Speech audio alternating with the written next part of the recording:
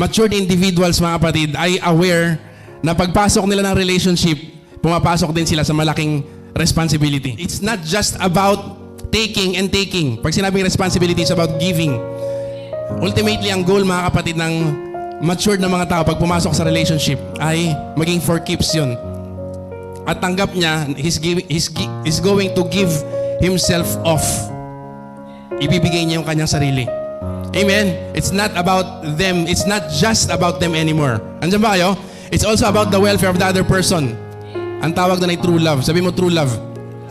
Amen? Pag sinabing true love, hindi lang ikaw yung mapiplease, kundi ipiplease mo yung other person.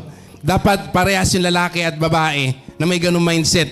Kung hindi, magkakagulo sila. Hindi magiging successful yung kanilang relationship. Amen? Ang sabi po ng 1 Corinthians 7:33 to 34, he who is married cares about the things of the world, how he may please his wife. Pagka may asawa ka na daw, isa sa mga goal mo sa buhay ay i-please yung asawa mo, hindi yung sarili mo.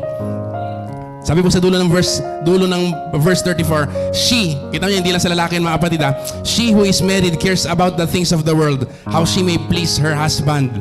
So parehas yun, para fair. Amen?